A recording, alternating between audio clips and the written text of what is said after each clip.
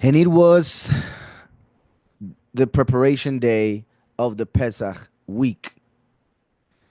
Now, that's interesting because the week, well, they added it here. Preparation day of the Pesach. Okay? So that will be the 14th. Now, well, not really, because he's about to be killed. So that will be the 15th. But to the Yehudim, who had a different calendar as they do nowadays, that year, the difference between the calendars was of 12 hours. Why? Because they would, as they still do, follow a lunar calendar. So it starts at 6 p.m. But the true calendar is according to the sun, as we see in the scriptures, in the book of Enoch, in the book of Jubilees, in the books of the Dead Sea. So there was a difference of 12 hours, meaning the 15th, you see how it says about the sixth hour? That is 6 hours from 6 a.m., which is actually the hour zero. So this would be 12. This would be noon. All right. Okay. So since in the lunar calendar they start at 6 p.m. the day, which makes no sense really. Um, the sixth hour of this day to the Jews was the 14th, but to the Yahudim, the true Yahudim with the true calendar, was the 15th already. All right. So that means that at this hour, it was already the 15th, but to the Jews was the 14th. So that's why preparation day of Pesach. You see how they add week? Because actually, remember that Pesach is on the 14th to prepare. The 15th is the first day of Matzot, which lasts 7 days, meaning a week. Since Pesach mixes with Matzot, because Pesach goes from this, and this is written in Leviticus. It has nothing to do with the calendar because of what I'm about to say. Pesach is between the afternoon of the 14th and the afternoon of the 15th, between the two afternoons. All right. So from 6 p.m. to 6 p.m., that's Pesach. Now, if um, if the calendar was from 6 p.m. to 6 p.m. that a day starts and ends, then there would be no need for Yahweh having to tell us that the Pesach sacrifice had to be performed from 6 p.m. to 6 p.m. It would be just on that day. All right. So that's one of the verses in scriptures that they have uh, used to confuse people, but it's actually one that should be used to confirm the true calendar. So I hope I'm not confusing anybody. And the more we see here, we're going to understand better. But my point so far is that they add week because that is referring to Matzot, the last 7 days. Pesach is actually the day before Matzot, but it goes into Matzot because it is from 6 p.m. of the 14th to 6 p.m. of the 15th. Matzot starts at 6 a.m. of the 15th. Well, I say 6 a.m., but in the true calendar would be the zero, right? Hour zero. Now, um, maybe to show it a little bit more, let me see. Okay, in a graphic way so you can be able to understand it better, perhaps, hopefully.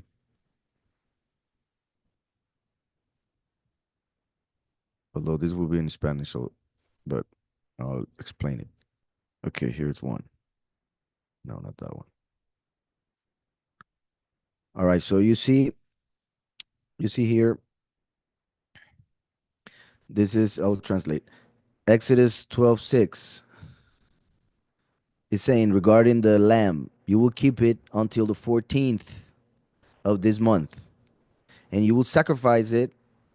Well, and the congregation will sacrifice it in between the two afternoons. All right. So Exodus 12:6. Now you shall keep it until the 14th day of the same month. Then the whole assembly of the congregation of Israel shall kill it. Oh, so you see, this is an issue with the translation. I'm glad I came to see it because it says at twilight, right? So that's only referring to one afternoon. Why does that happen? Because of the Jewish interpretation based on the lunar calendar. And since they have a lunar calendar and this verse really kind of doesn't make sense with the idea that they have because of what I just explained, then what they say is that um, there are three afternoons. uh, so in a day. So they say that the first afternoon is at 12 at noon, as in saying that that's when uh, the first afternoon starts because it's noon, right? So afternoon. um, but then they say that at 6 is the other afternoon. So in between the afternoons, they claim it is at 3 p.m., right? Now, obviously, the twilight, well, it's going to show. So it's a period of time when the sun is below the horizon, but the sky is still partially lit by sunlight, right? So this is interesting, right? It occurs before sunrise and after sunset. Before sunrise, that light that we see, and also after sunset, the light that we see. So they normally interpret it as being after the sunset, right? So I repeat, and that is just to show how there are three very different interpretations depending on who you ask. The translators, Christians, Jews, they will give a very different interpretation. If we go to the Hebrew,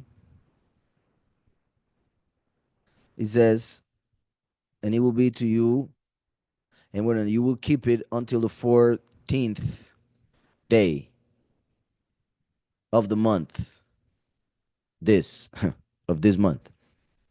And it will be sacrificed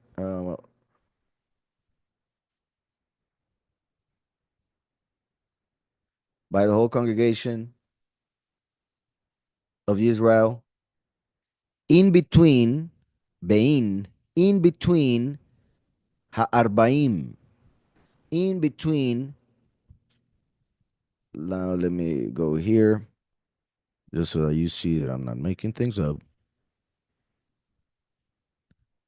12:6. It says, "Congregation of Israel shall kill it in the evening." Right. So they said in the evening in this translation, but when we go to the Hebrew, there are two words there. One is Bein. You see, they say in. That's wrong. If it was in, it would be only the letter bet. But with the yud and the nun, we have bain, or well, like I said, bain, just because of the way a is pronounced in English. So bain, which means between, among, in the midst of. It doesn't say in. It says in, but the midst of, right? In between. So that is bain. We have already in between. And then we have this other word, har, arbaim. You see, arbaim. You see the plural, right? There's a plural here, yud mem. So why do they say twilight? Twilight is singular. Why do they say evening? Evening is singular, right? It is this arbaim is the plural of ereb, and ereb is evening, night, sunset, evening, sunset, night. So in between sunsets is what Yahweh is saying, right? I hope this understood because it is very important to understand this point. So the whole congregation of Israel shall sacrifice it in between the evenings, in between the sunsets. So, how many sunsets are there in one day? Obviously, just one.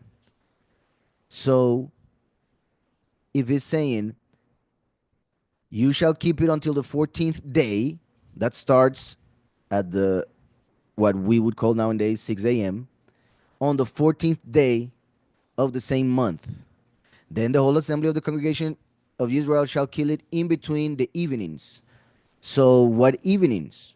The one of the 14th, after you kept it till that day, and the one of the 15th. You should not go past that period of 24 hours. But since the Jews start the day at 6 p.m., that wouldn't make any sense because that would be a regular day, right? So they have to do a bunch of changes in order to be able to explain it. So the 14th till the evening of the 15th, that is Pesach. But the beginning of the 15th is Matzot. So the words Pesach and Matzot are interchangeable. Sometimes, many times, they use Pesach to refer to Matzot. Sometimes they use Matzot to refer to Pesach. So I hope that's understood. So there was a difference of 12 hours. The Jews were waiting for 6 p.m. to be the 15th.